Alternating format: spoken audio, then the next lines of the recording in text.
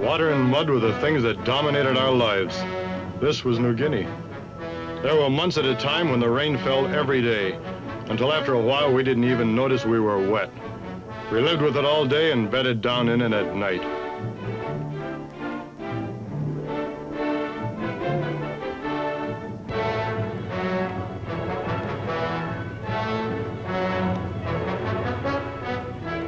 Yes, every time I see mud, I remember New Guinea.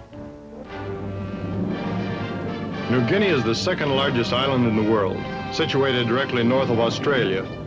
By September 1942, the enemy had moved down from Boona to a distance 20 miles from Port Moresby. Our GIs were not yet in the battle, but the Australians were, moving up the famed and treacherous Kokoda Trail from Moresby over the Owen Stanley Mountains. Native carriers were a great help. The Aussies slowly pushed the enemy back over the Kokoda Trail, over terrain without roads or reason, never knowing where the enemy was concealed.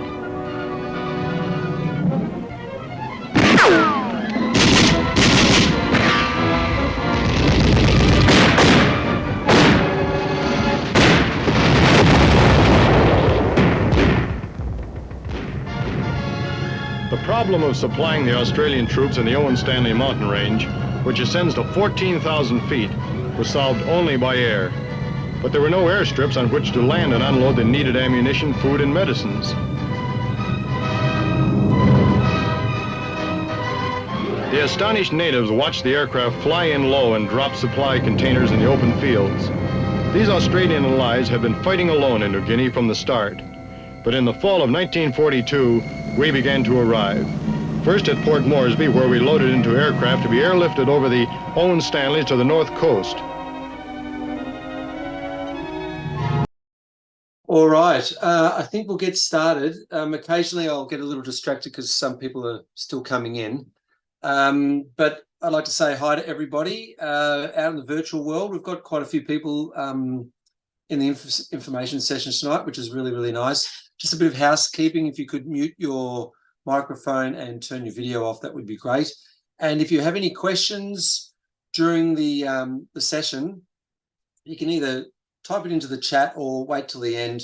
We're going to have a Q&A session. That's where actually when most of the information comes out anyway, is the Q&A. If you could just type it in and then I'll try to address it. We're recording this session as well for everybody. So if you have friends that couldn't make it tonight, I'll send you out the link tomorrow and you can forward it on to others, and hopefully it's a good session for everybody. So yeah, let's get started. I'm just going to admit a couple more people, which is great. And we'll get started. I think we'll get started now. So just give me a second. I'll just, I'll get the information started here.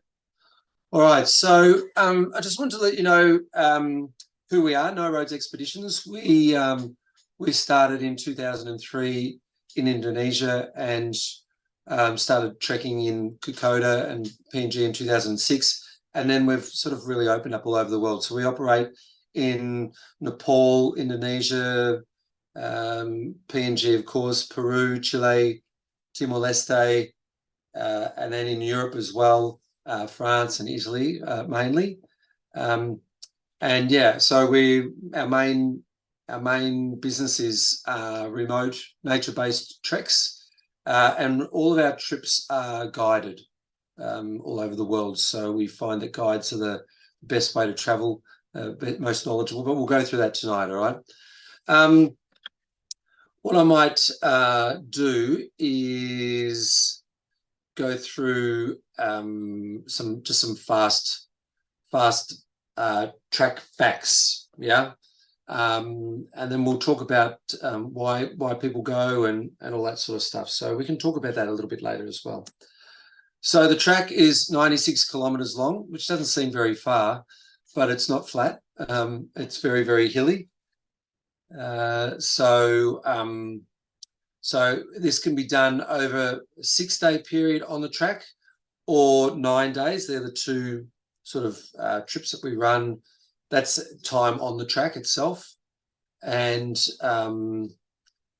then We even do, actually, we do a back-to-back as well. So you walk the track and then the crazies go and walk the track again, which is amazing. Each year, about 2,800 people walk the track, which is not a lot of people when you consider, for example, the Camino in Spain. They do about 250,000 people a year. Everest Base Camp's around 40 or 50,000. Annapurna's is even higher. So this is not a lot of people. And if you spread that over 100 kilometres and over a 9-month period, the trekking season from March to December, there's not a lot of people on the track at any one given time. I said before that the total ascents and descents is a lot, and it's about 11,000 meters, so about 5,500 meters up and 5,500 meters down, which is it's quite huge. It's actually a very similar ascent to walking from Lukla to almost to the summit of Mount Everest and back. Hopefully that doesn't put people off. There are many trails, many Kokoda trails, but there's only one main trail that runs through across the Owen Stanley Ranges, and there's sort of side trails, which some of these ones that we will do, but you can't. It's not possible to do all of the side trails.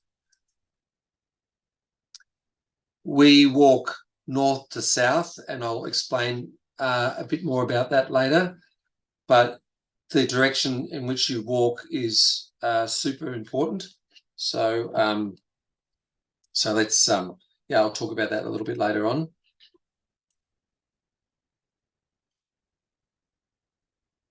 I'm not sure about everybody else, but food to me is a very important part of my life, and it becomes doubly important when you're trekking in a remote area like PNG and on the Kokoda Track. So fresh food is vital to make sure that you get across the track. We pride ourselves on our food, and it's a very, very important part of our trip, part of our inclusions. So the busiest time of the year is Anzac Day. So, and normally the busiest time is pre-Anzac, so around the 15th or 16th of April, all the way till the 24th of April. Of the 2,800 trekkers, you will get about you'll get around 800 on the track at that time, thereabouts. It's a lot of trekkers. Like I said before, the season is March to December, and this is just the dry season. It's never really dry on the Kokoda Track, but this is the driest part of the season. No Roads has taken over 8,000 trekkers across the track since 2006. We're one of the biggest operators, and we certainly know the track very, very well. We've been operating in PNG in 2006, and we run trips not just on Kokoda, but we also run trips up to Mount Willem, which is the highest peak in PNG. We do other 4,000 meter peaks in Papua New Guinea, and we also run a very nice sea kayaking business up in New Ireland, beautiful part of the world. And this slide is very important for a lot of people. Don't really. I know that Kokoda's got a really bad, or not a bad reputation, but a reputation of being very difficult. And yes, it is very difficult. That's why only 2,800 people do it a year. But 99% of No Roads trekkers complete the track. So try to keep that in mind if you're thinking that you couldn't possibly do Kokoda. And they are all shapes and sizes, I assure you.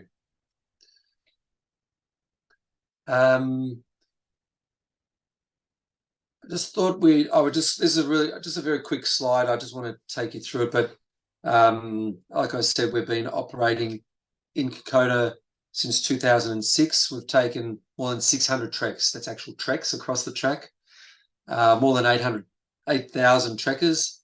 All our guides have a complete understanding of the Kokoda Track, not just the military history, but also the natural history and the local history, which become very, very important after day 3 and 4 of the track. People start to want to know what's going, how the people live, and we even have the opportunity to go into people's homes and stuff, which is really, really important.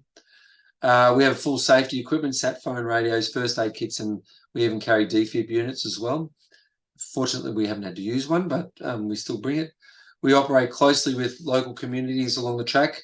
And in saying that, we do not operate during the Sabbath. So even though we're not a particularly religious organisation, the people on the track they're Seventh-day Adventists, and their Sabbath runs on a Saturday. So our 11-day trip, or 9 days on the trail,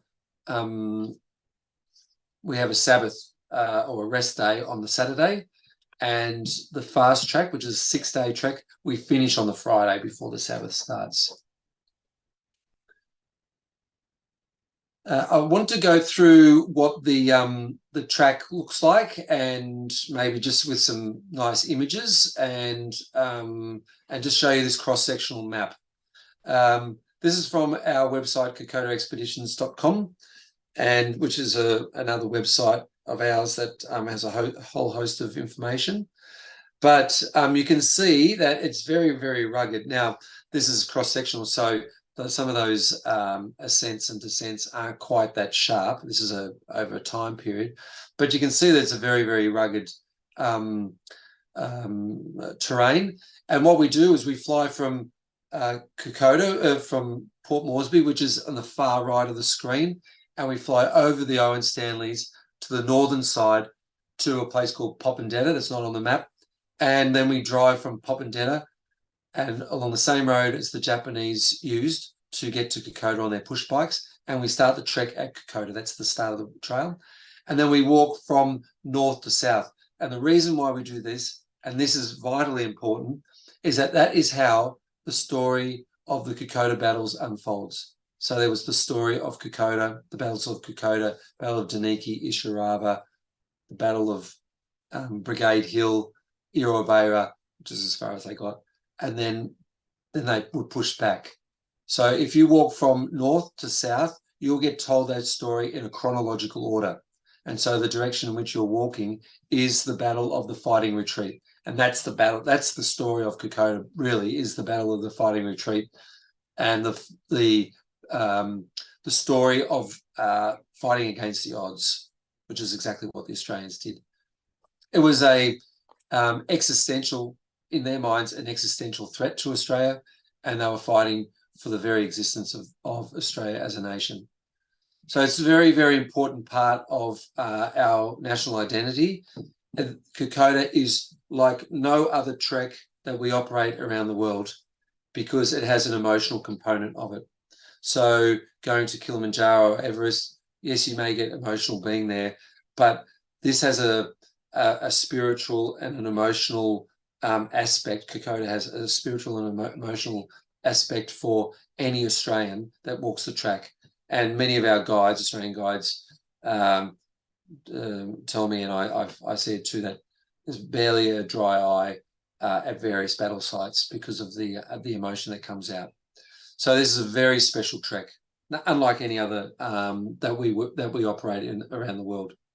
And there's no more important place, I feel, for an Australian than the Kokoda Track. So let's just go through some of the terrain. So, and I don't want to put you off because some of these pictures are, it's very rugged, but I don't want you to go in there thinking it's a walk in the park. So there's a lot of river crossings like this. And this is one of the few open areas. These are choco vines. And actually we pick some of the chocos and put them in our meals on the trip. Yes, it rains. Some days it rains all day. Usually, though, it rains in the afternoons, and hopefully we're in camp by then, nice and dry. Yeah, it's quite muddy. So this is quite dry here, but if you could imagine this was a muddy or rainy day, this would be very slippery. So you can see one of the guides holding this gentleman's backpack, and he's got his walking poles out, which is very, I mean, I can't believe anyone walks without poles. Some people do, but it's very difficult. There's one of the vine bridges that we cross across Eora Creek, and this looks very different every year. They put a more substantial bridge there now, but it still looks very traditional and looks fantastic and very good for the locals, so they don't have to keep building these bridges all the time. This is one of the quite steep ascents and the sort of the trail that you'll be undertaking. This is through the swamp, and they've built a little bridge there, and that is not there every year. Again, they need to rebuild a lot of these things. They're trying to put up more substantial structures, but in places like this, they just build things like this every year or two to get you across. This is again through some choco vines. And this is what's going to happen occasionally. Maybe a little slip on a river, or as you can see, the one on the right, a big slip on the backpack and the bottom. If you don't fall, and you can see between down on the ground, it's very, very wet.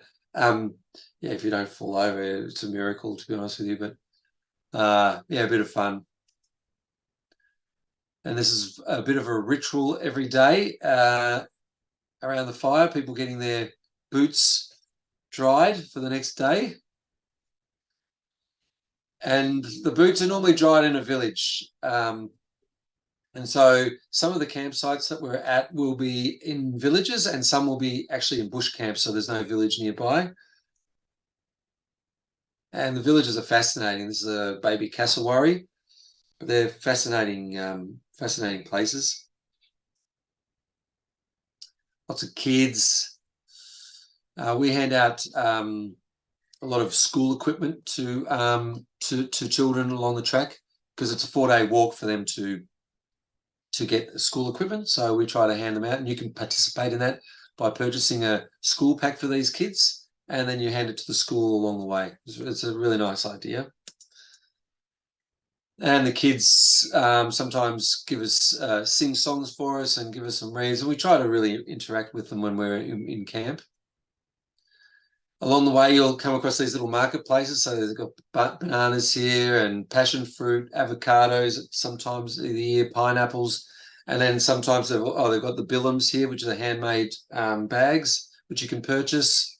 And then they also sometimes have Coke and twisties and all that sort of stuff as well.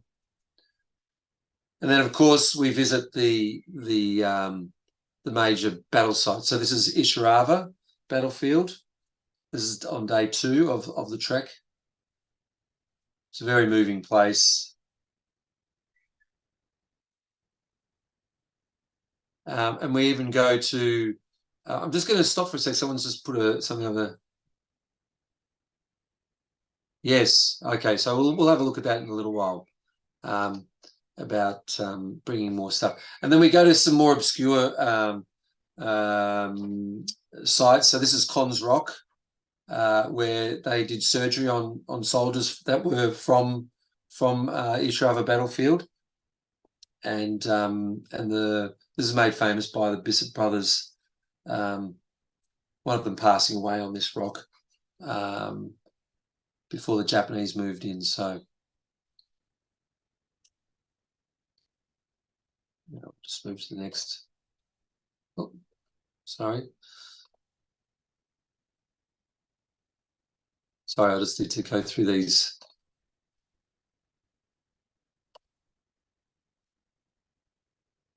So,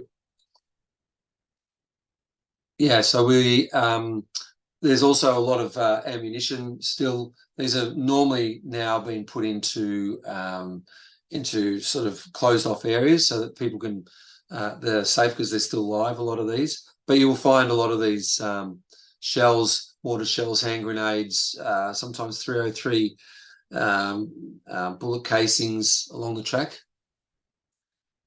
We'll visit, this is Brigade Hill,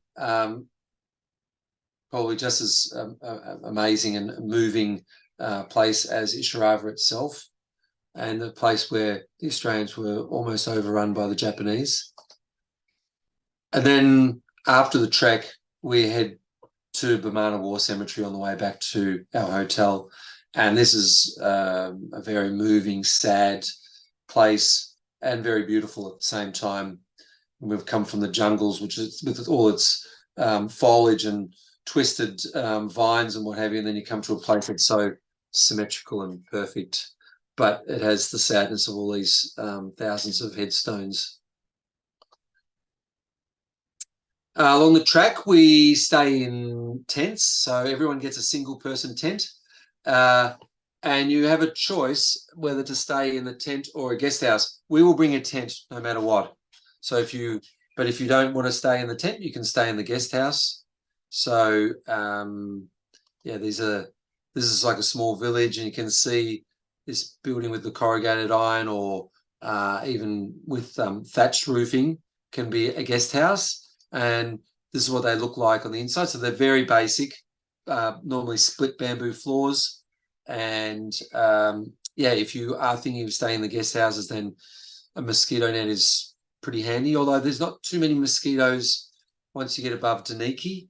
But there are other little crawlies sometimes. So so it is nice to have a mosquito net just as a little bit of security. So what I might do is have a look at some of our trips, and these all depend on your fitness level, the length of the trip, so how much time you've got away, and also the focus of your trip. So if you're super fit, then maybe fast Kokoda might be good for you. If the focus of your trip is the history, then you would probably look at going on a trip with an Australian guide who will be able to impart all of the Australian history. And then, or if that's not that important to you, then you can go on a local trip. Yeah. So our Australian-led trips, there's two types. There's the 11-day trip, which is 8 days trekking, and there's a day off in Kagi on the Sabbath. You get more in-depth history along the track, and that's $4,300 per person, twin share, ex-Port Moresby. Okay. The next one is the fast Australian-led. So that's an 8-day trip, 6 days on the trek. So there is no rest day at all. And normally you're getting up a little bit earlier, trekking, and you're coming in later. So you're covering the same distance, just in a much shorter time. You see all the same sites. So you see Brigade Hill, you see Ishirava, you see everything, pretty much everything. But it's just done a bit quicker. Now, if the weather is good and the trail is dry, the fast Kokoda is probably 30% more difficult than the normal 11-day trip. But if it's raining and it's muddy, then it's like 80% more difficult. So to keep that in mind, yeah. And it's $3,730 per person, twin share, ex Port Moresby. The next one is a local led trip. So we do a fast one and the normal 11-day, and we use the local guides on it. Everything else is the same. Yeah, everything else is the same. All the food's the same. All the protocols are exactly the same. We walk in the same direction. You just don't get the same history that you'd get with an Australian guide on board. But there's a bit of cultural immersion as well. We do that with the Australian trips as well, maybe even more so. So at night time, we'll get some of our guides, our local guides, to come in and talk to you about how people meet and get married, land ownership, natural medicine, how disputes are resolved, all of these things. They're really, really excellent sessions, normally done after dinner. And yeah, and you also get to go into one of the people's homes to see how they live. These trips from $3,200 per person, twin share, export Moresby, and we can run a trip for a minimum of 2 to depart. The last one is private Kokoda treks, and usually there's a minimum of 10 trekkers. We can do any length so that you want. We can leave at any time you wish. Only your friends and family will be joining you. The price is the same as our public trip for the 10 plus. But if you have a group of 6, we can run a trip for 6, but the price will be different. It'll be a little bit more expensive. So yeah, we are getting a lot of private trips next year, a lot of private trips, which is really nice. It's good because everybody knows each other, which is normally a good thing. All right. So we have you have 2 teams looking after you, and this is the local team, and you can see there's quite a lot of them. There's actually more than this in reality. They're mostly from the village of Kagi, which is right in the middle of the Kokoda Track, and they are direct descendants of what we call the Fuzzy Wuzzy Angels, the men who looked after our soldiers during the Second World War, and they pretty much do exactly what their forefathers did for our forefathers. They do for us today, and they're incredible. They carry all of our luggage, or a lot of our equipment. They cook the food, they set up the tents. Sometimes they play music and sing songs. They're an amazing group of men. And then these are your Australian guides. These are just a handful of, we have around 20 of them. And they all have war history knowledge. They are passionate about the track. They're committed to helping you achieve your goal, which is to get across the track, which is vitally important.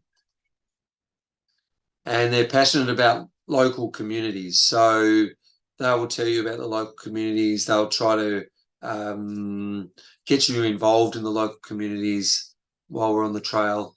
Many of them help out with educational equipment, etc., along the track. Yeah, they're just amazing people. And they're experienced remote guides, so they they know what to do in an emergency. And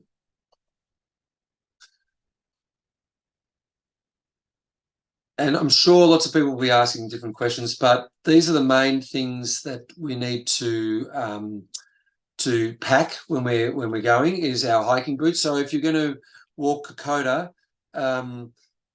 the first thing you should be buying is your trekking boots, and I prefer not leather ones.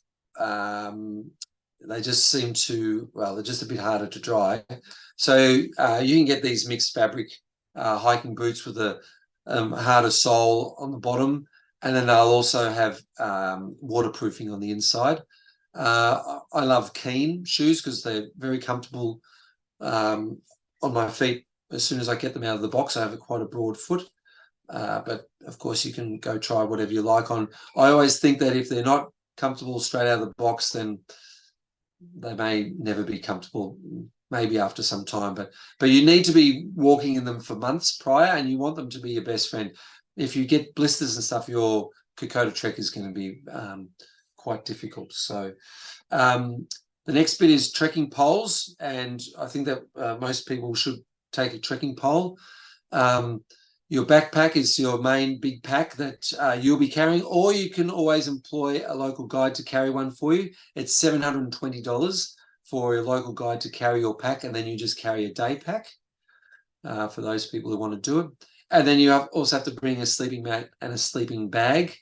These are the main items, and then of course you've got to bring socks and jocks and your toiletries and clothes to get dressed into at night time and all that sort of stuff. And we'll send you the packing list anyway for you. But these are the main things for consideration.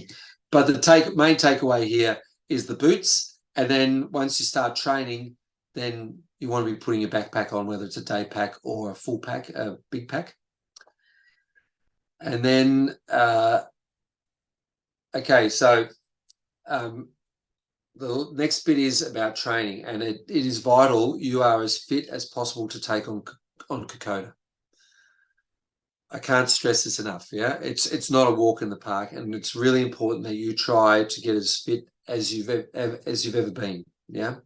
So how do you do that? You walk with a backpack up and down hills at least once a week. You get a personal trainer maybe if you need one. Don't forget to build some core strength. You know, so it's not all just the legs. We can provide you with a basic program. We have a program that we can send to you, but we also have a fantastic. Well, we don't have it, but one of the people that we work with, he has a 14-week training app, which you can purchase. It's normally $249, but if you book through us, it's $149. And it's a bit like those center apps or online exercise apps. So you go each day, and it's a person on the screen showing you what to do, and you just follow them. Basically, it's very, very good, and it does a lot of core strength as well. And we also run weekend walks. We'll publish them on the website and on Facebook, and then you're more than welcome to come, bring friends along. Even if you haven't booked, you're more than welcome to come along and join us. Okay, but fitness is very, very important. So the question is now, do you feel like you can complete the Kokoda Track? Yeah, because it has this mythology about it. And I'm just going to go through some of these pictures, and some of these faces, they're old, rugged men here. Look at this. There's some guys who look worse for wear, because this is at the end of the track. This is at Ower's Corner. But yeah, you can do it. It's amazing what you can do when you put your mind to it. And like I said, we've taken thousands and thousands of people across the track, from little kids to people in their 70s, and from tall to short to muscular to round, you know, all different shapes and sizes.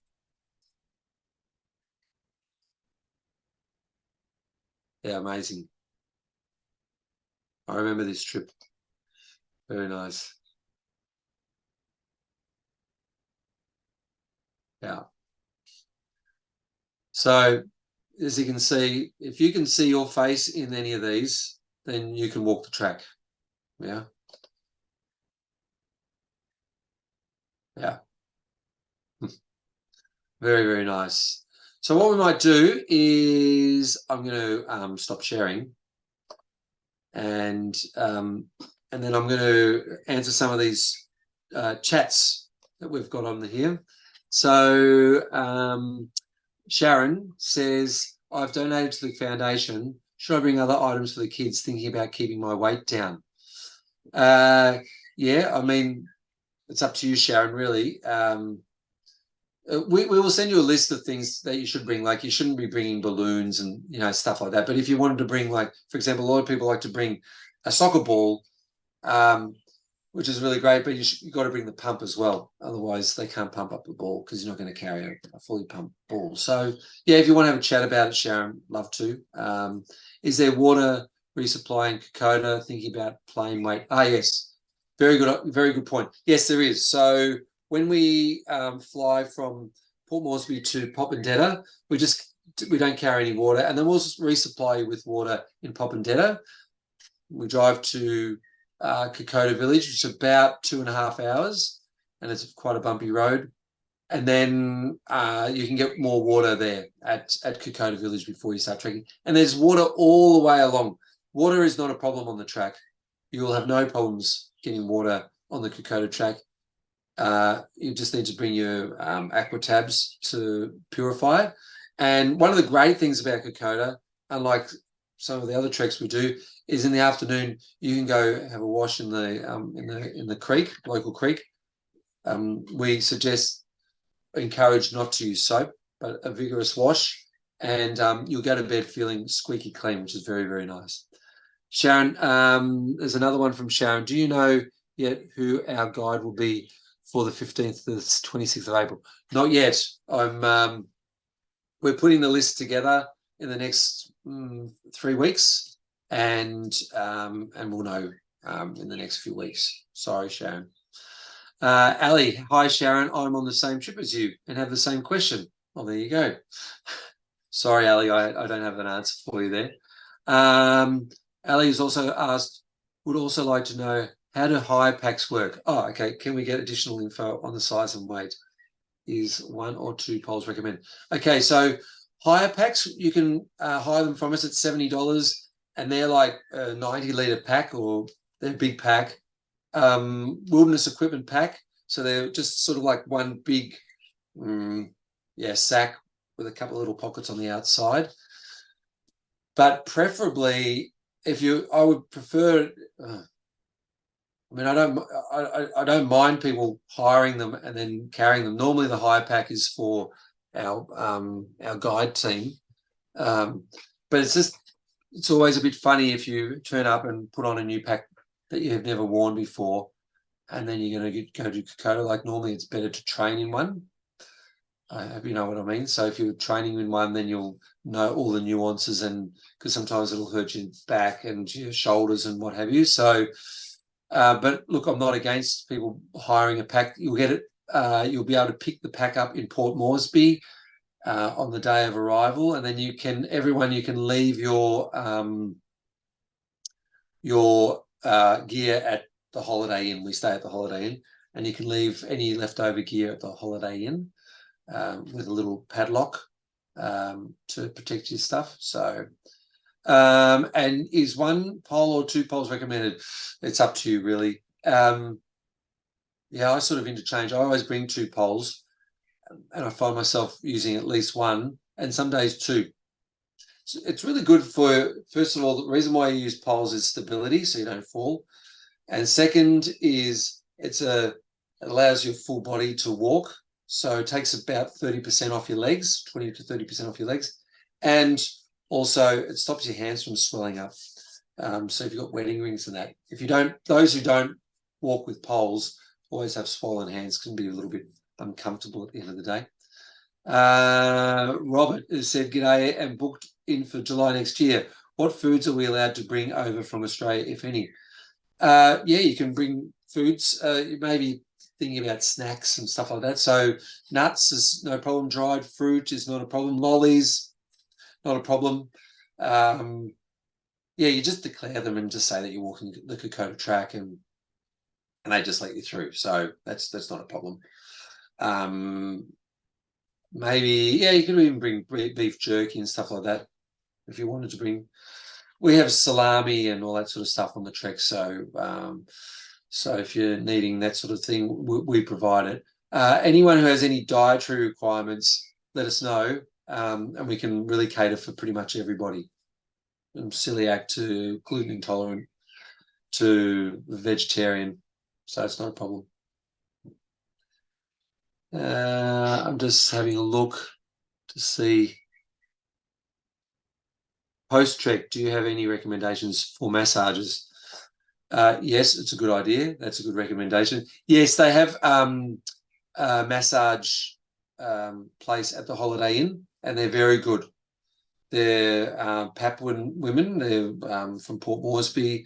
They've got very strong hands, and they're very good. So I love it. So a good idea would be to book it in before you leave. For the track. You won't have a lot of time though, so you'll get back, have a shower. You may have an hour or 2 before the final dinner, when we bring all of the local guys to the Holiday Inn and we have a big dinner together. So there may not be much timing. Maybe the next day, if you're on a 1:30 flight out, you might be able to do it in the morning before you head out. So Roberts takes energy bars and mixed fruit with me on all my hikes. Yeah, so you can bring it. No problem, Robert. No problem. Easy. My favourite thing that I used to bring is fantails, but they don't make them anymore. Can you believe it? Any recommendations on type of pack to get? Mm. No particular brand, but you need something that has a frame, and you'll be looking at, you know, 65, 70 litre pack, maybe a little bit more if you want. Um, Obviously a pack that fits everything, but you need something that's adjustable to your body length, which most of them have these days, and that has a frame that you can adjust. So yeah, go into so Black Wolf is a brand that I use. I'll just grab one if I can.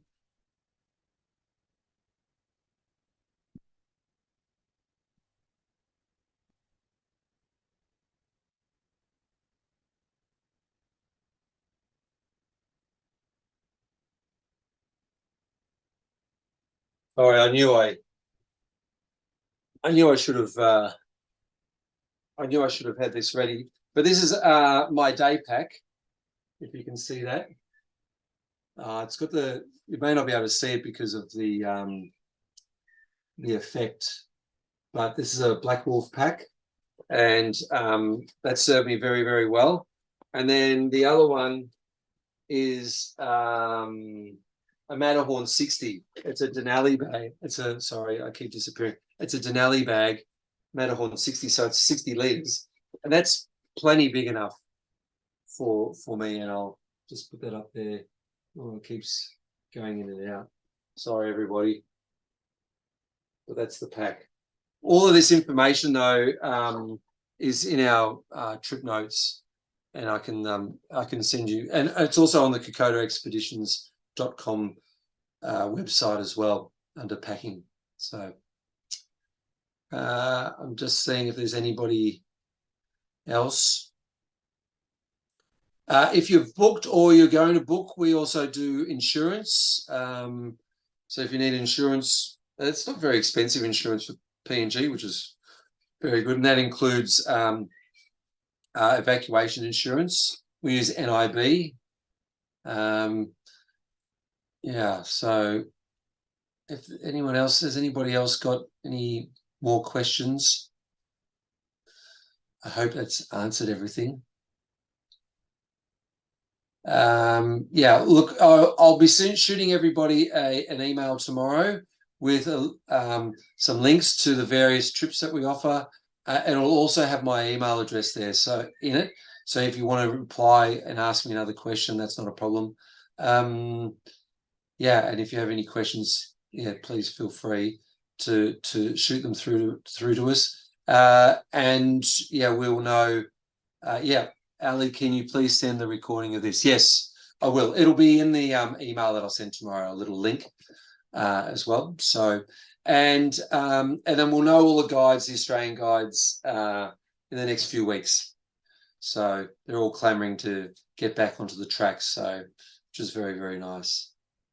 If no one else has any more questions, I might leave it at that. It's going too long is not good for anybody. Hopefully I've answered all the questions tonight, and I'd like to thank everybody for coming. I wish you all a Merry Christmas. Hold on, Sharon's here. On Sabbath day in the village, choice of attending the village service, is there anything specific for that day that people do? Oh yeah, so good question, Sharon. So on the Sabbath, we usually go to the church service, not for the whole service, just maybe for half an hour, hear the singing, and it's really, really nice. And it's sort of like a mix between a church service and a town meeting. And then after that, we can do whatever we like. So some people might like to go down to the creek or do a little walk. Some might like to just go back to camp and relax and read a book. We also have the chance to go visit some people in their homes. But basically, you're not allowed to do too much on it. So yeah, so that's why we don't trek. They've asked us not to trek on the Sabbath, so we don't do it. And it's a really nice day. When we first introduced it, we thought, oh my goodness, people are going to hate this, and it's an extra day of the trek. But actually, the people really, really like it. So we're on the fast Kokoda, so we'll be walking on the Sabbath. No, so Carly and Aaron, if you're on the fast Kokoda, you will start on a Sunday walking. So, and that's the day after Sabbath, and it's 6 days. So you'll finish on the Friday afternoon before the Sabbath starts. A bit sneaky like that. So no, you won't, unless it's during Anzac Day. And if it's during Anzac Day and it's on and you're walking on a Friday, we will choose guides, local guides, starting on the 18th. Yeah, 18th of April. So I thought you might be. So if we'll choose guides that aren't particularly godly, they're not churchgoers, so they're okay to walk. Okay, that's the only time of year, because we can't control the date of where Anzac Day lands each year. So sometimes it works for us, but next year I don't think it works for us. So are there any other questions? I hope tonight was okay. I hope there wasn't too much of a lag between me talking and the slides. We've been noticing that's been happening a little bit. If there's any other questions? No. Okay, well, I'd like to wish everybody a Merry Christmas, and thanks, Sharon. Thanks, everybody. And yeah, we're really looking forward to getting you on the track next year. It is a fabulous track. It's really, really amazing. So yeah, we really looking forward to seeing you all. Have a great Christmas and a Happy New Year, and we'll see you in 2024. Okay, thank you. Bye.